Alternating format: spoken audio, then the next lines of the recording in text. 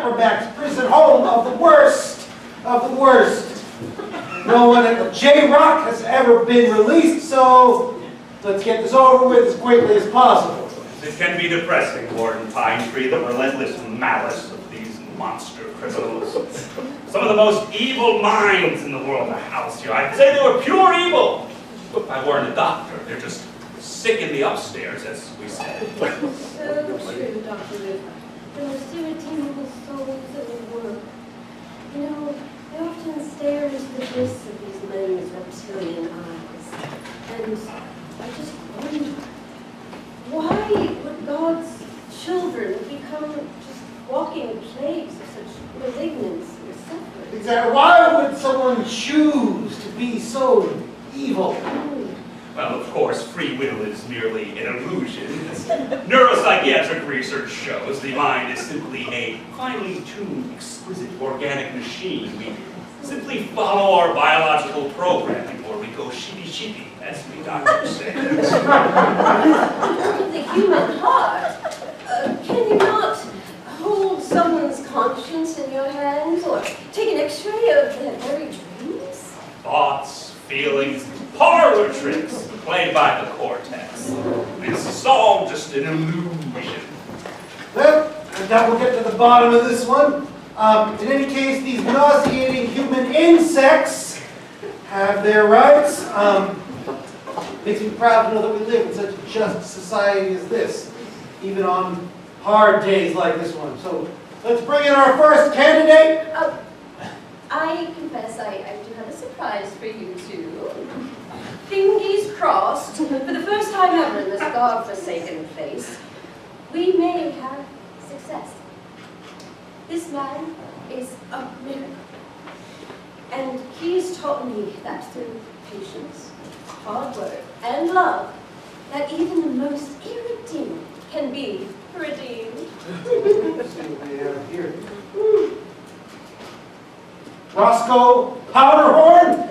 Oh, you've got to be kidding me. Doctor, this was before your time here, but what that man did, the entire town of Deer Lick, Tennessee, just, heinous. He murdered an entire town? If only he had murdered, then that would have been a mercy unto God and his angels. Heinous! Heinous. Heinous. Well, let's bring him in. Welcome, Roscoe. May I give you a hug? Sure, Master. Oh! And to think, just a few years ago, this would have been impossible without... Say, I was a biter. Yeah, and I got 2 inches of scalp to show for that. Anyway, speak of peace, Roscoe, I'm all ears, or at least I used to be before you got hold of one of them. you are a kidder, Warden. You know, just a few years ago, I would have sucked out your pancreas for disrespecting the devil chop like that, but not so much anymore.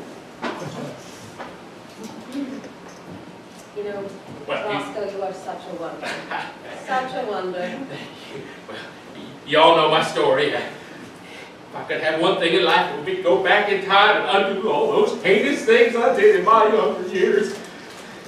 I have tried for 40 years to atone for every evil deed. I have exchanged letters and phone calls with the families of victims. I have prayed and studied. I earned my GED and my bachelor's in social work remotely, and my PhD in divinity, and I wrote a Pulitzer Prize winning memoir, and it was optioned in Hollywood, but I donated all $5 million to the families of the victims. If you see fit to release me, I promise that I will spend the rest of my days making the world a better place by counseling youth at risk of heinousness.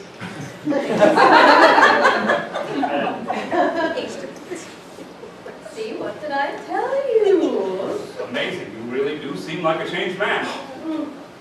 Roscoe, you have me convinced.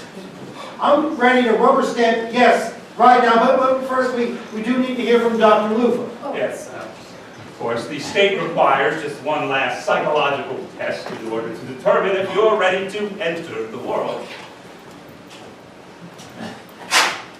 This bowl here of M&Ms in my hands. We'll be placing it down on this table. And if you can resist eating them for 3 minutes, you can walk out that door a free man. But if you eat a single one, you'll be put on death row tonight.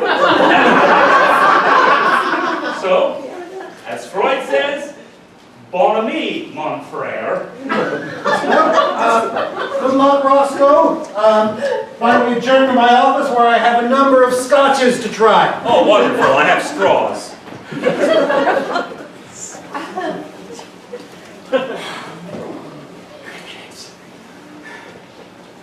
I will be redeemed. I will be a free man.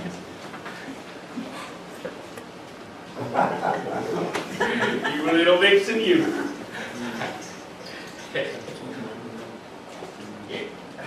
Oh, I can prove it. You don't think I can prove it. Ha!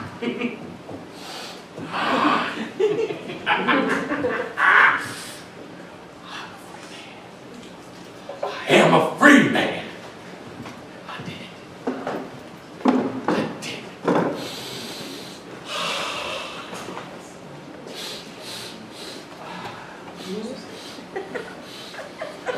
it.